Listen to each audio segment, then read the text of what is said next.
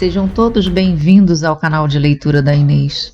Sintam-se à vontade para dar likes, compartilhar o conteúdo e se inscrever no canal. Lembrem de ativar o sininho para receber notificações de novos vídeos de leituras de histórias interessantes.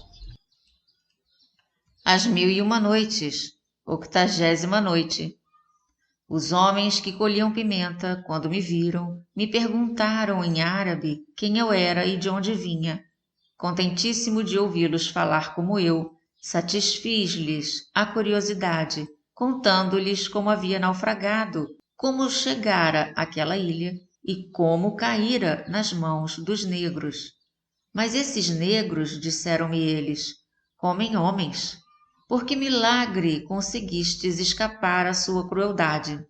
Expliquei-lhes o que já sabeis, deixando-os maravilhados.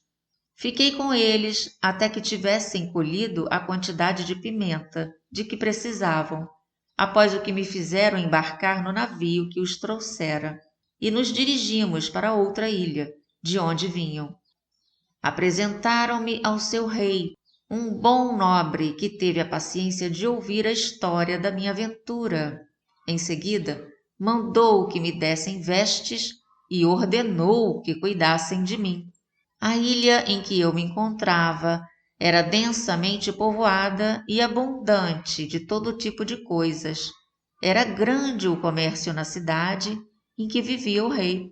Esse agradável refúgio começou a me consolar da desgraça e a bondade do generoso nobre para comigo completou-me o contentamento.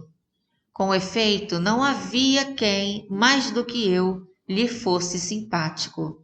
Por conseguinte, não havia pessoa na corte nem na cidade que não procurasse de me agradar. Assim, em pouco tempo, fui considerado homem nascido naquela ilha e não estrangeiro. Mas notei uma coisa que me pareceu extraordinária.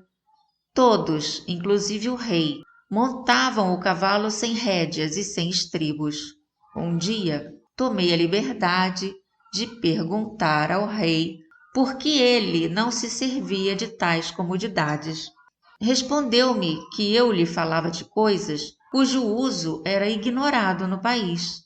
Imediatamente procurei um carpinteiro e pedi-lhe que me preparasse uma sela de madeira, de acordo com o modelo que lhe forneci. Forrei eu mesmo a madeira da sela com crina e couro e ornei-a com bordados de ouro. Dirigi-me em seguida a um ferreiro que me preparou um freio da forma que lhe mostrei. Pedi-lhe também que me fizesse 2 estribos. Quando tudo ficou pronto, apresentei o trabalho ao rei e experimentei a sela e os arreios num de seus cavalos. O rei montou e ficou tão satisfeito com a invenção que me deu grandes presentes. Tive de preparar várias selas para os ministros e os principais dignatários da corte, que me cumularam de tantos presentes que em pouco tempo enriqueci. Fiz selas também para os homens mais ilustres da cidade, o que me proporcionou grande fama e consideração. Como eu me apresentasse ao rei regularmente, disse-me ele um dia: Simba, gosto de ti e sei que todos os que te conhecem te estimam igualmente. Tenho de fazer-te um pedido e é preciso que me concedas o que vou te pedir. Senhor, respondi-lhe, não há nada que eu não esteja pronto para fazer a fim de demonstrar a minha obediência. Tendes sobre mim poder absoluto. Quero que te cases para que nunca mais te lembres da tua pátria. Como não ousava resistir à sua vontade, deu-me ele por mulher uma dama da corte, nobre, bela, sensata e rica. Após a cerimônia das núpcias, passei a morar com a dama, com quem vivi certo tempo em perfeita união.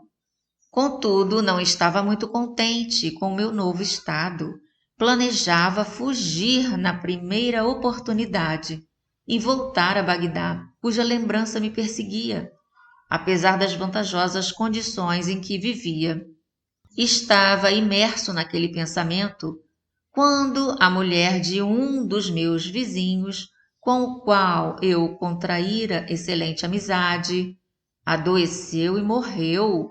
Fui visitar o viúvo para consolá-lo e, encontrando-o mergulhado na mais viva aflição, disse-lhe: Deus vos conserve e vos dê uma longa vida. Ai de mim, respondeu-me, como queres que eu obtenha a graça que me desejais? Só me resta 1 hora de vida. Como? Perguntei. Não vos abandoneis a tão funesto pensamento. Espero que isso não suceda e que eu tenha o prazer de gozar da vossa amizade por muito tempo ainda. Desejo, respondeu, que a vossa vida tenha longa duração. Quanto a mim, estou acabado, porque hoje serei enterrado com minha mulher. É o costume dos nossos antepassados, estabelecido nessa ilha e inviolavelmente seguido. O marido vivo é enterrado com a mulher morta, e a mulher viva é enterrada com o marido morto. Nada pode me salvar, porque todos se submetem a essa lei. Enquanto ele me explicava essa estranha barbaridade que me apavorou, chegaram parentes, amigos e vizinhos para assistir ao funeral. O cadáver da mulher foi ricamente vestido, como no dia das núpcias, e ornado de todas as suas joias. Ergueram-na depois num ataúde descoberto e o cortejo pôs-se em marcha.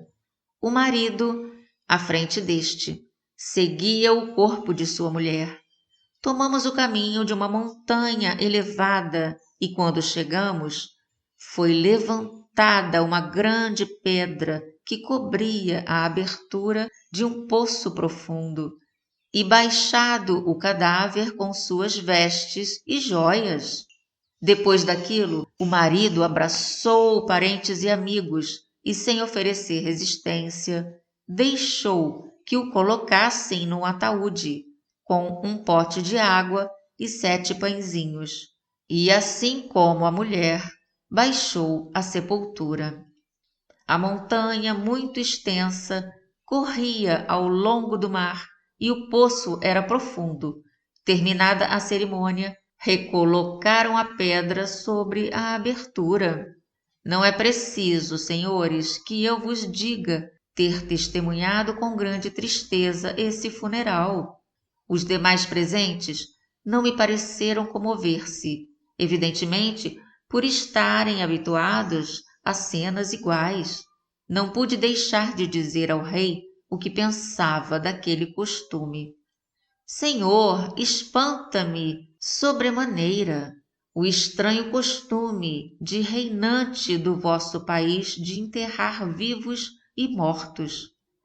Já viajei muito, conheci gente de todas as nacionalidades e nunca ouvi falar de lei tão cruel. Que queres, Simbá? É uma lei comum e eu mesmo estou submetido a ela. Serei enterrado com a rainha minha esposa, se ela morrer primeiro. Mas, senhor, posso perguntar-vos se os estrangeiros são obrigados a observar esse costume? Sem dúvida, disse o rei, sorrindo do motivo da minha pergunta. Eles não são exceção quando se casam nessa ilha, respondeu. Voltei tristemente para casa. O medo de que minha mulher morresse antes e que me enterrassem vivo com ela me fez pensar. Entretanto, que remédio para aquele mal? Era preciso ter paciência e resignar-me à vontade de Deus. Tremia a menor indisposição da minha mulher. Mas aí, bem cedo, o pavor dominou-me.